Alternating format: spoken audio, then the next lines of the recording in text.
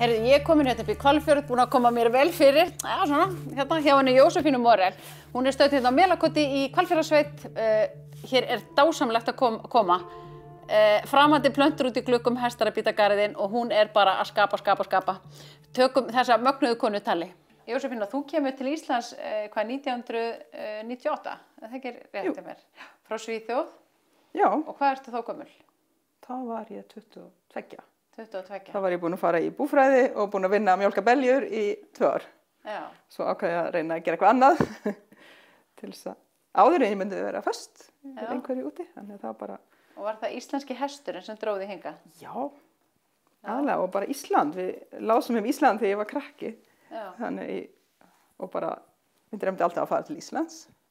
Og þú kemur bara og ferð að temja hér og þar og alls staðar, eða ekki? Jú, svona veturnar. Þannig ég byrjaði að temja og svo fór ég að vinna í sláturhúsinu í Borgarnesi. Þannig ég var 4 haust í sláturhúsinu í Borgarnesi.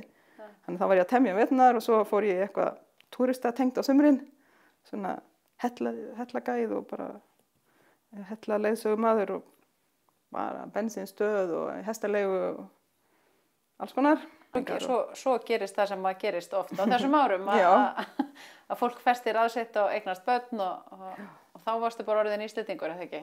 Jú, einlega, við keyptum jörð 2006 í Reykholtsdalnum, Hálsasveitinni. Já, og búin að búa þar og svona, en svo var breytingar núna, þú ert komin hérna ég flutti hingað. Í Hvalfjörðinn. Já, í Leirársveitinni. Já, Melkot hérna. Óbúslega notalegt þessar plöntur hérna í gluggunum og fyrir utan eru bara hestar að vappum og slá garðinn. Þú ert að mála hauskúpur. Já, mér finnst svo leiðilegt að henda. Þannig ég er að reyna að endurnýta og bara nota það sem hann fellur til. Þannig að ég hef verið að sjóða hauskúpur í hver og svo var ég hitti fyrra og þá bjó ég til málingu bara úr grjót sem ég var að tína svona líparít eða þannig grjót og bara málaði hauskúpunar með mína málingu og bara, Býtu, hvernig býrðu til málingu úr grjóti? Bara svona klassisk aðferð, ég bara bjó til duft bara í svona mortel og svo blandaði ég með hörolju og þynnir og svo bara mála. Þú lætur eins og þessi bara alveg eðlilegur hlutur að búa sér til málingu úr grjóti. En mér langar að prófa. Þannig mér langar að gera þetta aftur, þannig ég er með eins og málverkin af fossunum hérna upp að hilluna, það er svoleiðis málingu og hestamyndin líka hérna. Og þetta er landslagsmyndin. Varstu alltaf sem barn svona mikið fyrir sköpun?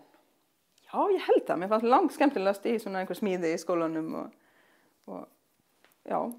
Svo fór ég reyndar eitt vetur, 2003-2004, þá fór ég svona tréhandverksnám til Svíþjóðar og þá lærðum við alls konar svona bara klassist handverk og svona gamlar aðferðir.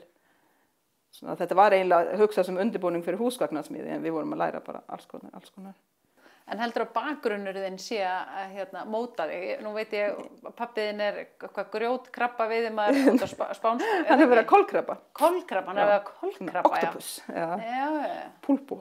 Hann er svona þrillukall. Já. En ég veit ekki, ég held að þetta sé í genunum. Já. Alveg talað, það er listafólk í ættinni, bæði óperusöngurar og svona, eitthvað heitir það? Konsertpíanistar og bara... Og svo bróðurinn ömmu var listamaður, svona höggmynda listamaður í Kiruna. Þau eru hérna frá Kiruna. Nú ertu að vinna ullina bara þína? Já, þetta er ull af feldfjárræktinu mín. Ég er aðeins að rækta feldfjö sem með svona mígra ull. Svolítið eins og sænsku Gotlandskindina þetta hérna. Sem bara eiginlega bara tog og ekkert þegar svona mjúkt tog. Þannig að þetta er þannig. Þannig að ég hef keypti þannig gimbur í Hvítársíðu, Þorgautstöðum og svo hef ég sætt hana og fengið undan henni og þetta er hrút undan henni. Þannig að þetta er alveg spari. Já. Hvað ætlar að gera úr þessu? Já, ég hugsa á peysu. Þetta er peysa sem ég prjónaði á svona handspunnu bandi. Hún var svolítið stór þannig að ég þurfti að þæfa hana aðeins í þvottavél. Mér finnst skemmtilega að gera marga tilraunir heldur en að gera bara reikna út alveg hvernig ég þarf að gera. Ég gerir frekar marga peysur þangað til ég næ eina fullkomna. Þannig að hérna hef ég verið að spinna innband sem ég ætla að gera peysur úr. Og það er breskur hönnuður sem ég er mjög hrifin af, sem ég hef verið að kaupa uppskriftir. Sem heitir Jen Steingass, held ég. En ég hef ekki mikið tíma að prjóna. Þannig að þú ert að safna núna í Já. það sem varst að gera núna. Já. Þannig að þetta er sem sagt einband, ég hef ekki gert það áður, þetta er bara svona tilraun. Þannig að þetta er bara einn þráður og þá þarf maður að gufa þetta, setja í heita gufu í potta því hún vil náttúrulega snúa sér. En ef maður setur henni í gufu þá getur maður fengið hana til að verða hlutlaus og hætta að vilja vindast eða snúa sér svona. Ég hef með margar sýningar svona bara í hugunum eða sem ég væri til í að halda. Það sem mig langar að gera er svolítið að taka stundum svona 3 mánuði kannski og bara mála bara eitthvað sem ég langar að mála eða búa eitthvað til sem ég langar að búa til og halda sýningar. Af því ég hef gert bara lítið af því, ég hef aðalega verið bara að mála og svona eftir pöntun. En það var svakalega skemmtilegt. Þannig að hitti fyrir að því ég fór að búa til mína eigin máling og málaði fullt af myndum og svo seldist fullt af myndunum sem ég bjóð til, sem ég gerði bara af því mér langaði. Og það er mjög skemmtileg tilfinning þegar maður er bara að mála sér til skemmtunar og geta svo selt. Þetta er nær.